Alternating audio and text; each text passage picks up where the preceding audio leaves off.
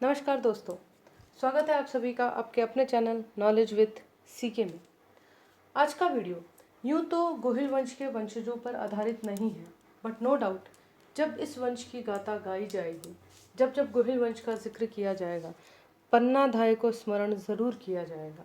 इनके बलिदान की गाथा ज़रूर गाई जाएगी, क्योंकि इन्होंने हिंदुजा सूरज के प्राण बचाए थे, क्योंकि इन्होंने वो बलिदान दिया था जो इनसे पहले ना किसी ने दिया, ना उसके बाद आज तक कभी इस बलिदान के बारे में सुना गया। आज तक का एकमात्र ऐसा बलिदान रहा है पन्ना धाय का, जिसकी वजह से इन्होंने गोहिल वंश के इतिहास में अपना नाम दर्ज करा लिया। और जब जब गोहिल वंश के बारे में बताया जाएगा, पन्ना धाय का जिक्र जरूर होगा। धाय माँ, बच्चे को पालने वाली माँ और उसे दूध पिलाने वाली माँ। क्या थी पन्ना धाय माँ, क्या इनका जीवन था? एक बार इनकी इनिशियल लाइफ पर बात कर लेते हैं हम लोग।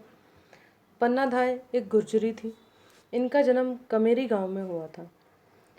इनके पिता का नाम हरचंद हाकला था। वो एक वीर योद्धा थे और राणा सांगा के साथ युद्ध में जाया करते थे। इसी तरह से युद्ध लड़ते हुए वो वीर गति को प्राप्त हुए थे। महाराणा सांगा ने ऐसे स्वामी भक्त और निष्ठावान योद्धा की पुत्री को अपने पुत्र की धाय माँ के रूप में स्वीकार किया। रानी कर्मावती, जो उदय सिंह के जन्म के बाद कुछ अस्वस्थ रहती थी, इसी कारण महाराणा उदय सिंह को दूध भी पन्ना धाय ने ही पिलाया और अपने पुत्र की भांति ही उन्हें पालने की पूरी कोशिश की और पाला भी। 1534 में जब मेवाड़ का दूसरा साका हुआ, इस समय रानी कर्मावती ने अपने पुत्र उदय सिंह को और विक्रमादित्य दोनों को ही रणथंभौर भेज दिया था अपने भाई के पास। विक्रमादित्य बाद में वापस आ गए थे और चित्तौड़ पर अधिकार कर लिया था। ये हम सब ने पिछले वीडियो में देखा। और उन्हीं के साथ वापस आ गए थे धाय माँ और उदय सिंह भी। 1536 में पृथ्वीराज, जो कि महाराणा सांगा के बड़े भाई थे, उनका एक दासी पुत्र था, नाम था बनवीर। उसे ये लगा कि क्यों ना मेवाड़ का शासन मैं अपने हाथों में ले लूं। विक्रमादित्य और उदय सिंह दोनों ही अभी एक तरह से देखा जाए तो छोटे हैं, यानी कि बालक हैं। इन दोनों को मैं आसानी से अपने रास्ते से हटा सकता हूँ। इसी भावना से एक रात तलवार लिए बनवीर आए और विक्रमादित्य की हत्या कर दी। पन्ना धाय एक वीरांगना थी। जब उन्हें इस बात की जानकारी मिली, पन्ना धाय ये समझ चुकी थी कि अब बनवीर अवश्य ही उदय सिंह को मारने के लिए कुंभा महल की तरफ आएगा। पन्ना धाय उदय सिंह और अपने पुत्र के साथ कुंभा महल में रहती थी। चंदन की आयु, जो कि पन्ना धाय का पुत्र था, और उदय सिंह जी की आयु एक जैसी थी। पन्ना धाय को उस वक्त यही सबसे उचित लगा कि वो उदय सिंह को किसी तरह से महल से बाहर भेज दे और अपने पुत्र को उदय सिंह बताकर बनवीर के हाथों बलि दे दे। और कोई ऑप्शन उस वक्त पन्ना धाय को नहीं दिखा। सुनने में थोड़ा अजीब तो लगता है कि क्या कोई माँ ऐसा कर सकती है, लेकिन उस माँ ने किया, क्योंकि उस माँ को ऐसा लगा कि वो सिर्फ चंदन की माँ नहीं, मेवाड़ के सूरज की भी माँ है। उस वक्त पन्ना धाय को यही लगा कि उदय सिंह उनके पास मेवाड़ की एक धरोहर है, जिसे उन्हें किसी भी हाल में बचाना है। ये धरोहर बड़े ही विश्वास के साथ राणा सांगा और कर्मावती ने उन्हें सौंपी थी। पन्ना धाय इस धरोहर को किसी भी हाल में बचाना चाहते थे, इसलिए उन्होंने अपने पुत्र चंदन की बलि दे दी। ये वाकया है चित्तौड़गढ़ का, जहाँ के कुंभा महल में पन्ना धाय अपने पुत्र चंदन और उदय सिंह जी के साथ रहते थे। इस वक्त पन्ना धाय ने अपने एक विश्वास पात्र के साथ उदय सिंह को एक टोकरी में लिया और उस पर जूठे पत्तल बिछा दिए। पत्तल का मतलब है पत्तों की जो प्लेटें होती है, वो आज भी मेवाड़ में कई जगह यूज़ की जाती है। इन जूठी पत्तलों से इस टोकरी को ढक दिया और यह कहकर बाहर भेज दिया कि इसमें जूठी पत्तलें हैं खाने की। जूठे दौने पतले जो कटोरे होते हैं पत्तों के बने हुए, ये सारा कचरा है। और कचरे की टोकरी में उनको छुपाकर किसी तरह से उन्होंने महल से बाहर भेज दिया।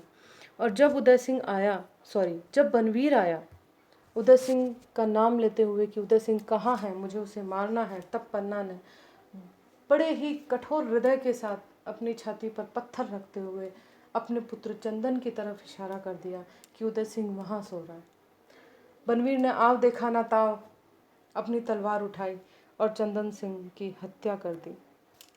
चंदन मारा गया, या मैं ये कहूँ कि उदय सिंह के प्राण बचाते हुए चंदन ने अपनी बलि दे दी। चंदन माँ माँ पुकारता रहा, लेकिन पन्ना धाई की आंखों से न अश्रु बहे न मुंह से आह निकला, क्योंकि अगर उसके मुंह से आह निकलता या अश्रु निकलते तो शायद बनवीर के सैनिक या बनवीर कोई इस बात को भांप जाता कि यहाँ कुछ तो ऐसा है जो सही नहीं है, और एक बार फिर से पन्ना के पीछे पड़ जाते। पन्ना ने अपने पुत्र की हत्या स्वीकार कर ली, शांत रही। जब बनवीर वहाँ से चला गया तो उसने अपने पुत्र का फटाफट से अंतिम संस्कार कर दिया और उदय सिंह के प्राण बचाने के लिए वहाँ से निकल गई। वहाँ से निकलकर वो एक स्वामी भक्त देवलिया के जागीरदार राम सिंह जी के पास पहुँची। राम सिंह ये देवलिया के थे जिन पर उनको पूरा भरोसा था। देवलिया पन्ना इनके पास पहुँची और यहाँ से उदय सिंह जी को कुंभलगढ़ पहुँचाया गया।